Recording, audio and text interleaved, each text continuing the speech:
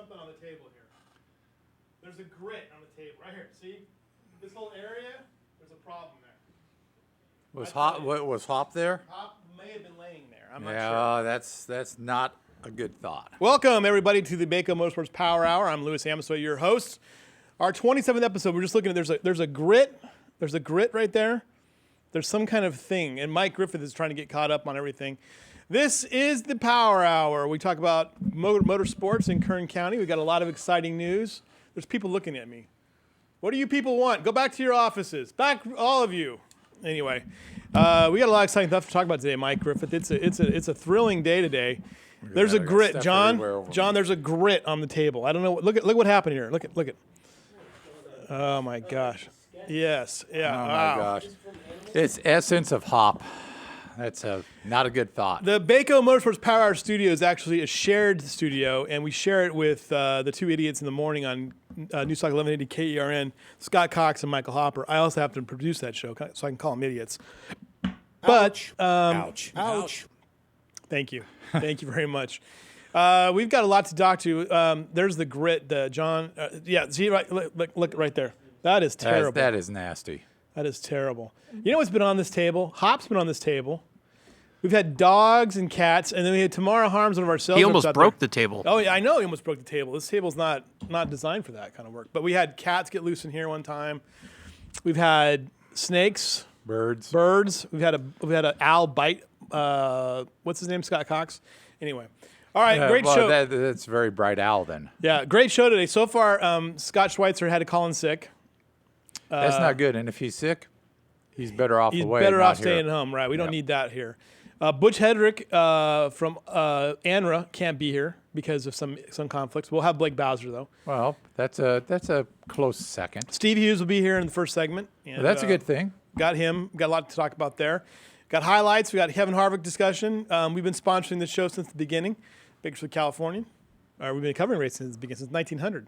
Show number 27 here for you, episode 27, season 2. I had to put this up there because Tom Mock said that you probably would forget about this. This car is only on one wheel. This is John Piker, and he literally raced the wheels off of that thing try to hold on to first place and get his first win in the IMCA modified competition. Just missed it, right? Yeah, Cody Laney won. I think Piker fell back to about fourth, and he charged back and got second. But he drove the heck out of this car. Actually, he's got some pictures on Facebook. There's a lot of damage to suspension parts on that car after this race. It's an impressive picture from Tom Mock. But you can follow us on Facebook, Instagram, Twitter, and on YouTube. Racing covered right here. The Grumpy Griff Award, weekly Driver of the Week Award. What do you think so far, Mike? I don't. You don't? I try not to. I know who it's going to be. It's already done. Who is it? It's a secret? It's a secret. Top secret. Cody Laney, maybe? No. No? No, we did Cody before. Buddy Shepard? Terry Pettit? Close. It's going to be Eric Richardson. Richardson. Basically, he and Shepard split the twin 35s at Kern County Raceway. 10 wins for Eric, though. 7 in his last 9 races. Nice. So a little shout out for Eric. And you know what? And there was some. And we'll have to talk to Steve Hughes about that. There was a pretty good car count there for the late models. There was 11 cars. Drivers come up from Irwindale, so bolstered the car count a little bit. So 11 late in the season, not bad. All right. Let's talk a little bit about a couple of things. This is big for us. Coming December 5th is the Bako Motorsports Power Hour end of the year special section. And you can get an ad in that spot now. We'll have more details on that as we get closer to the event. But we're really excited about these next bit of news. There it is, Mike Griffith, the Fast Trip All-Area Motorsports team. The good folks at Fast Trip have come in, and they have sponsored our first ever All-Area Motorsports team. And I'm just so excited for them to be a part of this thing because this racing audience is just powerful, and we keep seeing it every week. We keep telling everybody don't count this audience out, folks. Don't count these fans out. This is a passionate group. Yeah, it's sometimes a little too passionate. Sometimes a little too passionate, as we saw on the senior mini dwarf comments on the race Saturday night from Bakersfield Speedway. But that's what drives it. It starts early and it continues. Here's some stuff here from how to qualify for the all area team. And 3 wins at an oval track. Should be an and, not an and. at an oval track. Bakersfield area tracks includes out-of-area drivers who compete regularly at local facilities. So if you live in Bakersfield and you go outside of the area, maybe you race in Santa Maria or Hanford, or you go to Boone, like some of those folks are going to do, and you get a win there, that counts toward your wins. If you're from out of the area, like if you're Kevin Collier and you live in Porterville, but you race every weekend at Bakersfield Speedway, you qualify. If you're from Paso Robles and you race there, you qualify. If you have 2 wins at a drag strip, you win. Out-of-area drivers who race regularly at Auto Club Famoso Raceway are eligible. So I kind of expanded the group there. So if you have 2 wins at a drag strip, we're gonna have a look at that. We're gonna look at those wins because some of those guys from ANRA, from the coast, and other places. But a lot of people consider those places their home tracks. So yeah. Bakersfield's Famoso is the home track for a wide range of drivers. Right. So. Points championships at a local track or a sanctioned series, and if you won a March Meet championship and you're a Kern County driver, you automatically qualify, which I think that gets in. And that would be a Hot Rod Reunion title as well. Yeah. Well, so I didn't include that. Should we include that? I think so. Let's get a ruling on that. Yeah. Well, actually, there's Matt Atolnik right there. We should bring him in and have him what Yeah, I think a Hot Rod Reunion championship gets you in too. Because it's such a big field. There's fewer classes at the Hot Rod Reunion as well. That's true. So it would be fewer drivers, but there's classes that run. Three, there's classes at the Hot Rod Reunion that don't regularly run at Famoso too, right? Like the Pro Mods and things like that. No, they don't run the Pro Mods at the Hot Rod Reunion. Really? It's all the nostalgia classes, but just not as many. Okay. All right. Also, good behavior. Which brings us to our next point. Leaves you out. Leaves me out. Okay. I like these things. I like kids sports. I do. I like it. I love high school sports. I know Little League World Series is going on right now. There's nothing worse than Little League parents in some cases. But are you you're mocking me, aren't you? Yes. You are mocking me.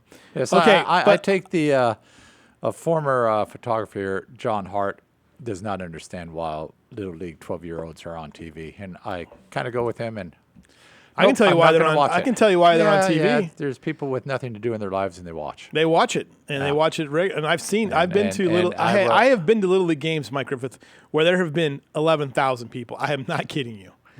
It is unbelievable. Good for you and those who enjoy it. But that being said, let's get into the politics of how those teams are chosen. Well, let's go into the underbelly of Little League. Little League, every organization has its problems. Nobody is perfect. Okay, and we saw that this last weekend with the senior mini dwarf races at Bakersfield Speedway. Now, here's my take on this thing. All right, and Mike, I don't know if you, because I had to kind of police this. It's like, okay, look, I get your passion. And this picture, by the way, is from a junior mini dwarf race. Yeah, but just mini dwarfs. They're mini dwarfs, right? But here's the thing, though, Colby Lewis's son, Cade, there in that number 4 car. There's a. It was quite. We'll talk more about this in the Bakersfield Speedway segment of this. But look, if you're going to get on social media and you're going to utter profanities, that makes me have to go back and change the way that we do our page over how a race involving 8-year-olds and 9-year-olds is run, and your comments are so, I don't know, aggressive. I don't know. I mean, I know there's 2 sides to every story in this deal, but I mean, just having to deal with the comments alone on Facebook were ridiculous. Yeah, it's interesting, and it's beyond our Facebook. It's on several different Facebook threads. Right. You can go to various people involved in mini dwarf racing, and it's quite a hot topic now, especially the senior mini dwarfs, which is basically a bit of a wreck fest. This was kind of an incident. The junior mini dwarfs, 5 to 8-year-olds, ran a far cleaner race than the 9 to 12-year-olds. Yeah. We'll just leave it at that. And you had this one incident. He got upside down there. It's okay. So, but so the senior mini dwarf, the last race, and it's getting to be the end of the long season. These people race more than Bakersfield Speedway. They race at Rocky Hill. They race at Hanford. San Maria. Some of them race on the pavement at Kern County Raceway Park. So, tempers start. Parents, I always say that mini dwarf parents are like Little League parents on steroids. Yeah. Well, I covered Little League for a number of years, and I never saw really a lot of problem parents. But boy, I've seen it more in soccer than I have anywhere else. But yeah, and it's fine, and you have different factions, They're passionate. I will Yeah. say that the parents and relatives are very passionate. Right. I tell you what, if you feel the need to drop the F word on our page, then that's Don't problematic. because Don't do we're it. going to the extra effort to. Yeah. I'm out there trying to shoot video, and I don't get all the videos. I don't get all the races. I don't put up whole entire races because we're not looking to shoot. We're just trying to give a glimpse of Right. what happened. That's what we're trying to do on our Facebook page, not show the entire race. Right. But We just want to give you a taste of what it is, and you know what? And but it does prove my point though that there's passion in that, because that was our most viewed video Yeah. of the weekend. So I mean, we talked about that quite a bit. All right, we got to move on. We got other things to talk about here. This next story. This was a tough one. Yeah, that's a tough one. Justin Wilson, veteran driver, never had a lot of good rides. Freak accident. I mean, he's running maybe fifth, sixth, late in the race, two laps to go. The leading car just lost it and crashed, and debris, basically the nose cone, Hit him in the head, right? Parm's car bounced around and hit him in the head. Yeah. And Mike, you made the point too that this is a scene you never want to see when you're in your career. The helicopter coming in for a landing. If I've covered enough races, and I've unfortunately, if you cover motorsports any length of time, you're going to write about deaths, and I've had to write about several deaths. Yeah. And the thing you look for, you see an accident, you see a helicopter, you know there's big trouble. Yeah. Right. Absolutely. All right. That's serious, and that's a sad day for motorsports, and they'll be talking about improved safety and this and that. But it was one of those things, though. I mean, it's just like we've talked about before. There's just And you could probably do it this day. I mean, NHRA's gone to, and it's more aerodynamics on the top fuel cars with the canopy, so it's easy to put a canopy on an Indy. I'm not going to say it's easy, but it can be done. Put a canopy over the driver Right. that can lift up and get access and is easy to get out of and stuff. But I'm not going to get into that. It's just a sad deal. I've covered deaths at both tracks here, or the drag boats, Famoso. One in my years of going to Indianapolis, and that was a crash in practice in 1992 killed a Filipino driver, and it looked like not that big of a crash. Right. I mean, it was a basal skull fracture, like Dale Earnhardt, and he was dead. Well, that's the thing. They never look like they're that serious until you actually, then they are serious, because the forces that are in play there are just unbelievable. Yeah, and it's the head injuries will get you every time. Yeah. All right. So that's sad news. The passing of Justin Wilson. That was at Pocono, and the NASCAR guys were out at Bristol over the weekend, and Joey Logano, perhaps his most impressive performance of the season, holding off Harvick for the win there. Harvick was. Had some issues, and he got there and got second. So Harvick just continues to be there. He just hasn't got a win for a while. He hasn't got a win, but he's Hold that slide there. So the chase, though, which starts in a couple of weeks here, they're off this week. They had two more races before they start the Challengers part. But you see, Harvick is going to start in that second position, I think, or the fourth position right now. Right now, and as I've said for months, he's fine. If he's finishing the top five, he's fine. You want to get a win. He was penalized twice, I guess. I did not tape. I forgot to tape the race, and I was at the Speedway Saturday night, but penalized twice, and had to go to the back of the field and come back and finish second. Harvick's fine. He's off testing at Homestead today. Well, he's having a great season, and we'll show you a graphic here of just how good his season has been. But there's a pretty sight, though. That's a pretty picture. Bristol's a pretty – they're going to play a football game there in 2016 between Virginia Tech and Tennessee, because I think they're going to try for some kind of attendance record. Yeah, I mean, just and a I'm massive thinking that they'll probably get it. I think they will, because I guess it's a big game, and everyone can come from Virginia and come from Tennessee. But Harvick finishes second at Bristol. He's still first in the Sprint Cup standings. Casey Mears, these are the just misses here since July 19th. Third at New Hampshire, third at Brickyard, third at Watkins Glen, where he ran out of gas. Pure Michigan, where he ran out of gas as well. He got second, and he had a rally from that one, and he gets second at Bristol. So, and then there was in that mix, there was the second race of Pocono where he had the engine blow up. But let's go ahead and hear from Kevin Harvick after this particular race. I think all in all, it's just a huge credit to the team. They just keep bringing fast cars to the racetrack, and we're able to overcome a lot of things, and everybody just keeps grinding away at whatever the circumstances are, and we're able to overcome things. And that's really what it's going to be about over the last 10 weeks. Obviously you want to win races, but we're in position and feel like we can get that momentum swing at any point. If it just starts going our way. So it's great to be part of a team like this, and just really excited to be able to run like this at Bristol.